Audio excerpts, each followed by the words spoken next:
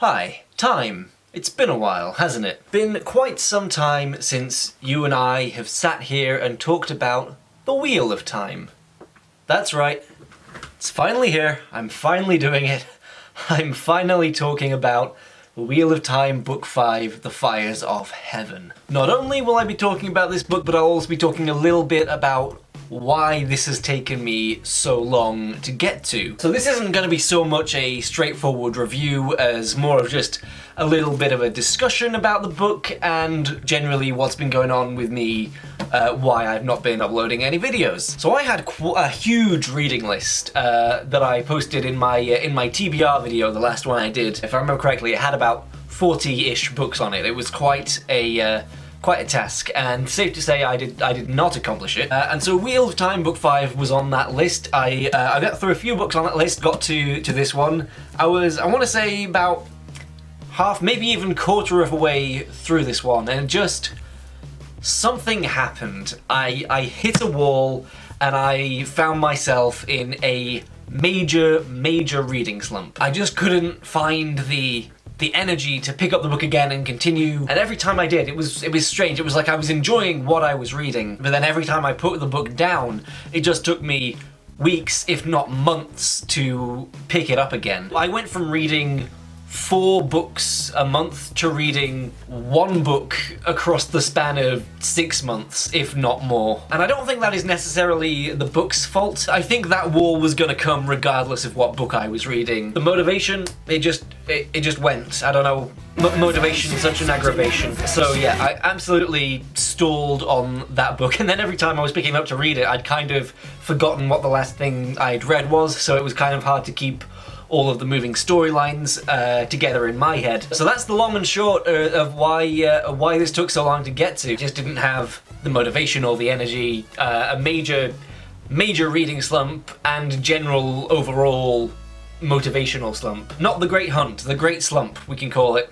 All that rambling is to say, let's talk about the Fires of Heaven, shall we? I'm now trying to remember actually what happened in this one. So we have all the characters are in very different locations, scattered throughout. We've got Nynaeve and her group. We've got Moiraine and her group, and then we've got Mim, and then we've got Rand and Matt. Perrin is still off somewhere. He was absent throughout this book, so don't know really what's going on with him. And I think that is partially one of the things that I didn't like so much about this book, that all the plot lines were so disparate and spread across the world, not really intersecting with each other, even in like the big climax. It felt like everyone was all scattered to the winds, far apart from each other. There felt like a lot of disconnect between each separate plot line, which, again, that could be a side effect of the manner in which I read it, which was very on and off. But I do think that was also present in the book. It felt like everyone was just doing their own thing. There wasn't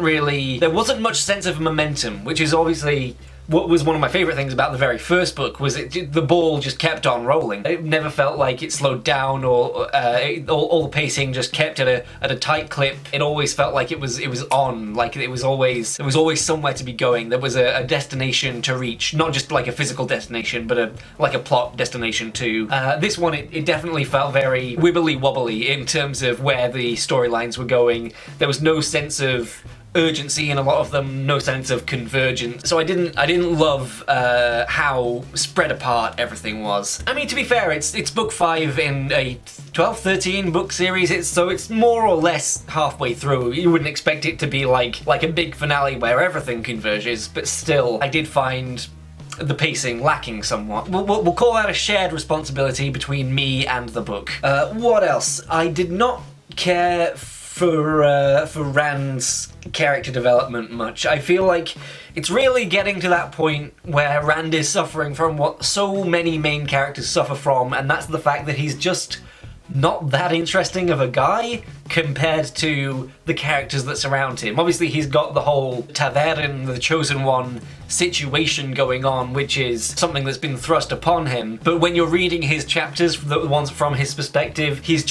I just do find him kind of flat as a character and not that engaging, especially in his internal monologue. He feels very stubborn and annoying at times, and yes, that's the character, but he's just I've fallen out of favour with Rand. I don't know what to say. It's a saving grace that Matt was around for those chapters with Rand.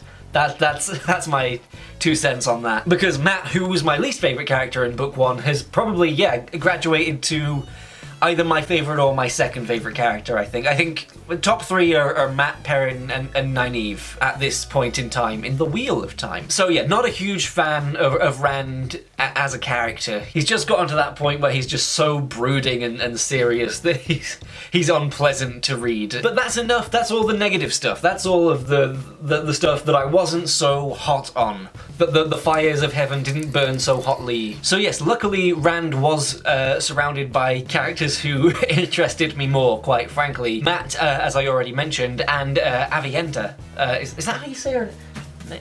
It's been so long, guys. Avienda. Okay, I was saying it right. Avienda, I really enjoyed the character development we got for her. All the scenes with her and Rand, I really, really enjoyed. The little bit where they went through that portal and ended up in this snowy wilderness was really cool. So getting to learn more about the Aiel culture and specifically getting to know Avienda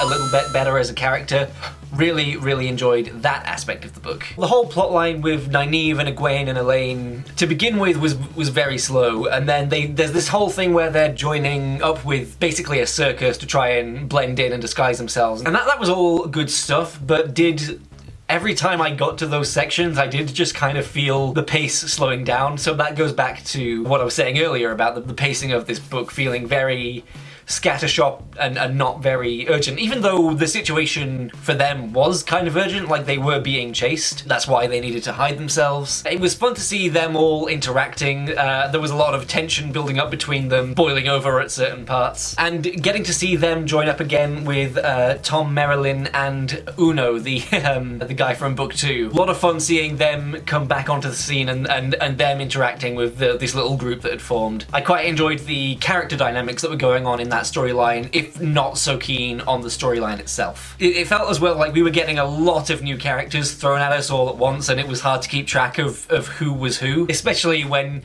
you stop reading for months at a time and you have to come back and you're looking around and like, who are you? Who are all these people?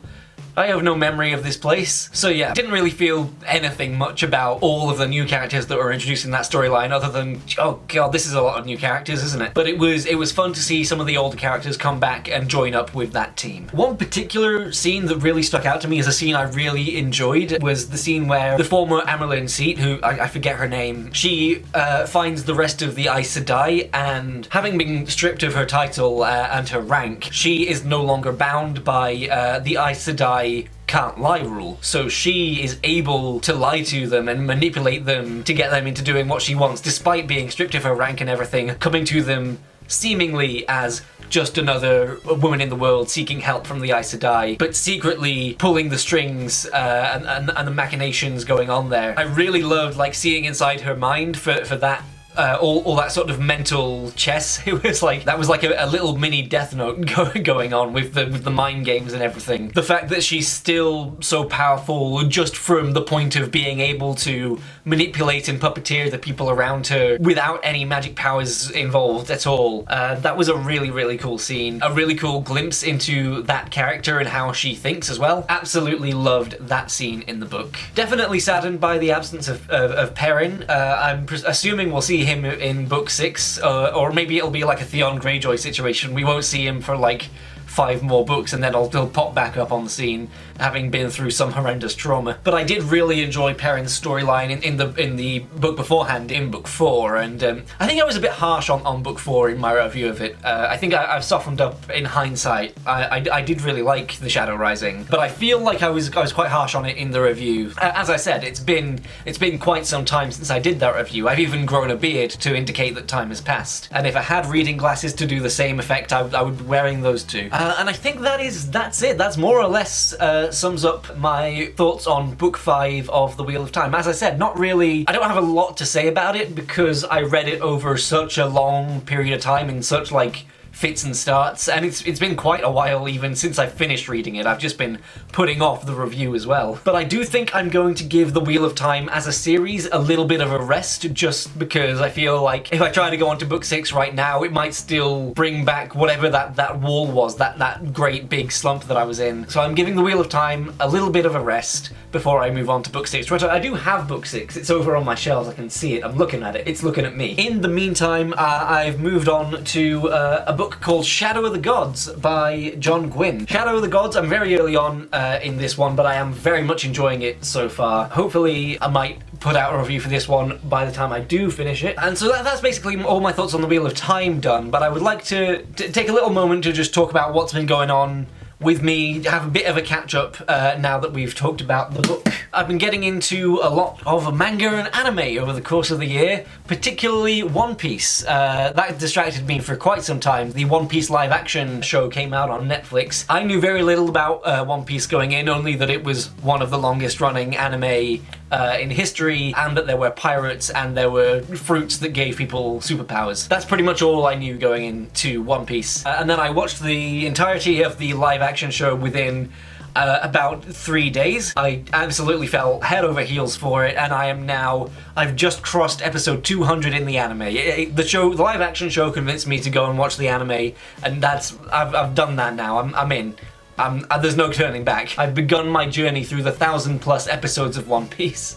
I've even got my little Straw Hat Crew cap. I am now a dedicated One Piece fan. You may have noticed my mug as well. Also been getting very into Demon Slayer. As I said, a lot of anime and manga. I've read the entirety of Demon Slayer now. I'm looking forward to the rest of the anime. Spy Family, Chainsaw Man, and Bungo Stray Dogs as well have been big hits on my radar. Been a lot of good music coming out on the music front. Blink-182 had their first album with Tom in like years. That was really cool. I might do more. I might do a separate video and talk about music stuff and maybe more Blink-182 stuff specifically, because I've got quite a bit to say about that. I don't want to bog down this video with all of that. That's for another time. That's for another video. Oh yeah, I've not begun season 2 of The Wheel of Time, which I think has begun airing, or is at least about to air. I've got very mixed feelings on the first season of Wheel of Time, of Amazon's Wheel of Time, that is. As well, Wheel of Time feels now like such this trench that I've had to pull myself out from. Oh, who knows, maybe watching season 2 will get me back into the series in a big way. Maybe season 2 will have fixed the things that I didn't like about season 1. Who knows? Here's something you probably didn't know. I went to America earlier this year. Me and a couple of close friends, we went on a big road trip across the States. We were over there for 3 weeks. Again, I might do an entirely separate video just talking about where we went and what we did. But for the meantime, I think I've got a picture or two that sums up the vibe of the whole trip. So there was a lot of stuff that seemed to just get in the way of me being able to make videos. Like, couldn't make any when I was on holiday. Certain stuff with work, certain just lack of motivation. Even the other day, 2 days ago, I sat down to make this video, the one that you're watching right now. As soon as I began recording, the camera flat ran out of battery. So this is actually take 2. My attempt the other day went a little bit like this. Hi.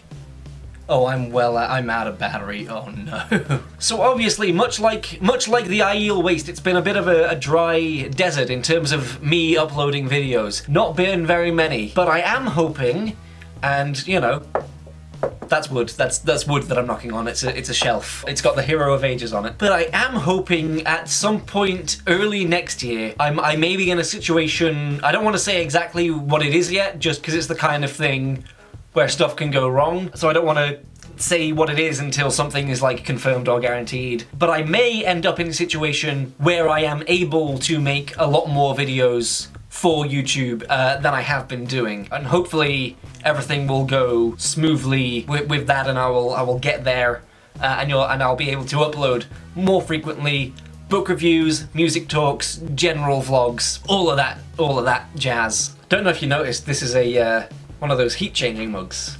Have a soft spot for them. Why have a mug where the image is visible all the time? No. A mug where the image only appears when it's hot? That's good stuff. That's good stuff right there. So I think that was pretty much everything that I wanted to talk about. Half Wheel of Time, book 5 stuff, half general life stuff. I did the Wheel of Time stuff first because I assume most people have clicked for that. But if you did stay to hear the general life and the other stuff, then well, thank you. Nice to have you here. Good to meet you.